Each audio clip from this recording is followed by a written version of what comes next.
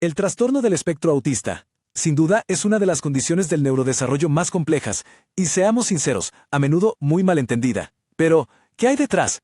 ¿Qué lo causa realmente? Hoy vamos a meternos de lleno en la ciencia para desentrañar este rompecabezas, para ver cómo nuestros genes y el mundo que nos rodea se tejen juntos para dar forma a esta condición. Y aquí está la pregunta del millón, la que ha tenido a científicos y familias pensando por décadas. ¿El autismo viene escrito en nuestro ADN desde que nacemos o es algo que el ambiente va moldeando? La respuesta, como vamos a ver, no es un simple sí o no. Es mucho más interesante. Es como una danza fascinante entre ambos factores. A ver, antes de seguir, es fundamental que tengamos algo bien claro. El TEA es un espectro. Y esa palabra espectro es importantísima. ¿Qué significa? Que se manifiesta de formas increíblemente diversas. Sí, hay características comunes en la comunicación o en el comportamiento, pero la experiencia de cada persona es única. Miren, esta analogía del Dr. Daniel Geschwind es simplemente perfecta para arrancar. Nos obliga a quitarnos de la cabeza esa idea de que hay una sola causa, una única bala de plata. El autismo no funciona así, no tiene una sola causa, sino que es el resultado de la suma de múltiples factores. Vamos a explorarlos. Ok, entonces, si hay tantos factores, ¿por dónde empezamos a desenredar esto? Bueno, lo lógico es empezar por la pieza más grande y clara del rompecabezas. Y hoy la evidencia científica es, de verdad, abrumadora. La genética es el factor principal en el desarrollo del autismo. 83%. Este número es potentísimo, prácticamente lo dice todo. Un estudio gigante, hecho en Suecia, concluyó que la heredabilidad del autismo es del 83%. ¿Qué quiere decir esto en palabras sencillas? Que la gran mayoría de la probabilidad de tener autismo se explica por factores genéticos que se heredan. Para que nos hagamos una idea, es una de las condiciones del neurodesarrollo con mayor carga genética que conocemos. Y la prueba de fuego, la evidencia más clara de esto, viene de los estudios con gemelos. Piénsenlo, si un gemelo idéntico, que comparte casi el 100% de su ADN con su hermano, tiene autismo, hay más de un 90% de probabilidad de que el otro también lo tenga. Más del 90%. Pero miren lo que pasa con los gemelos fraternos, que son como cualquier par de hermanos, y comparten solo la mitad de sus genes. La probabilidad cae en picada a cerca del 34%. Esa diferencia tan enorme es la demostración más contundente del inmenso poder de la genética en todo esto. Ahora, ¿cómo influyen los genes exactamente? Ojo, no es tan simple como que haya un único gen del autismo. Hay que imaginarlo de tres maneras distintas. Primero, las variantes comunes. Son cientos de pequeños cambios genéticos, cada uno con un efecto mínimo casi imperceptible, pero que juntos van sumando puntos y aumentan el riesgo. Luego están las variantes raras. Aquí es un solo cambio en un solo gen, pero es una mutación tan potente que tiene un gran impacto por sí misma. Y por último, las BNC. Estas ya son cambios estructurales mucho más grandes. Es como si en el libro de instrucciones del ADN se borrara o se copiara un capítulo entero. Y para que quede más claro, veámoslo con ejemplos concretos.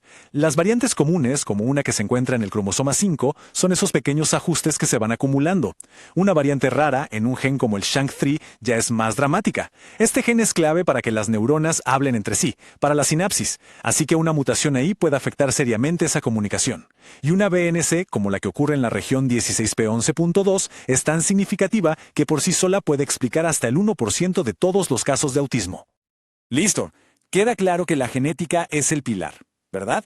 Pero, y este es un pero gigante, los genes no viven en una burbuja, no operan en el vacío, y aquí es donde la historia se pone todavía más interesante. Existe un puente fascinante entre nuestro ADN y el mundo exterior, y ese puente se llama epigenética.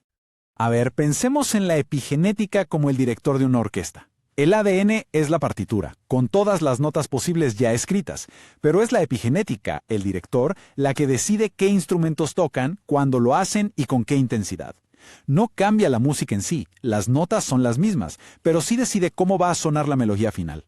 Son como interruptores químicos que el ambiente puede presionar para encender o apagar ciertos genes. Y aquí viene lo interesante. ¿Qué cosas del ambiente pueden ser ese director de orquesta que acciona los interruptores genéticos? Pues la lista es variada. Puede ser desde la edad de los padres al momento de la concepción, la salud de la madre durante el embarazo o la exposición a ciertos contaminantes o químicos. Pero punto crucial aquí, ninguno de estos es una causa directa. Son factores que aumentan la probabilidad, que pueden influir, sobre todo en una persona que ya tiene una predisposición genética. Para ver cómo funciona esto en la práctica, veamos un ejemplo real. El BPA, ese químico que se encuentra en algunos plásticos. Si durante el embarazo hay una exposición a este químico, puede ocurrir un cambio epigenético. Este cambio puede literalmente apagar o silenciar un gen que es clave para las hormonas. El resultado, la trayectoria normal del desarrollo del cerebro del feto podría alterarse. Es un ejemplo perfecto de cómo el ambiente puede hablarle directamente a nuestros genes. Bien, ya vimos el qué, que es la genética, y el cómo, que es la epigenética. Ahora vamos a juntar todas las piezas para ver el panorama completo. Y esto implica, necesariamente, derribar algunos mitos muy dañinos y mirar hacia dónde nos está llevando todo este conocimiento. Es importante reconocer que el camino para entender el autismo ha estado lleno de desvíos crueles y peligrosos. Desde la infundada y terrible teoría de la madre nevera, que culpaba injustamente a los padres, hasta el infame y fraudulento estudio que vinculó falsamente las vacunas con el autismo. Por suerte, hoy el consenso científico es sólido y claro. El autismo tiene un origen complejo, con una base genética muy fuerte que es modulada por factores ambientales durante el desarrollo temprano del cerebro. Y fíjense cómo todo este conocimiento biológico nos empuja casi de forma natural a un cambio de mentalidad importantísimo, el concepto de neurodiversidad. Este movimiento nos invita a dejar de ver el autismo como una enfermedad que necesita ser curada y empezar a verlo como lo que es, una diferencia en el cableado neurológico, una variación natural y valiosa del cerebro humano que tiene, sí, sus propios desafíos, pero también sus propias y únicas fortalezas. Lo más emocionante de todo esto es a dónde nos lleva, porque entender esta complejidad está abriendo unas puertas alucinantes para el futuro. La investigación ya no busca una cura única para todos. El objetivo ahora es la personalización. Imaginen poder diseñar apoyos específicos para el perfil genético de una persona, o usar lo que sabemos de los factores de riesgo para intervenir mucho antes y de forma más efectiva. Ese es el camino que se está recorriendo. Y con todo esto sobre la mesa, nos queda una reflexión final. Una pregunta que de verdad importa. A medida que seguimos desentrañando este complejo tapiz genético y ambiental, ¿hacia dónde debemos enfocar nuestros esfuerzos como sociedad? ¿Se trata de corregir una diferencia? ¿O se trata de construir un mundo que entienda, apoye y valore todas y cada una de las formas de ser humano?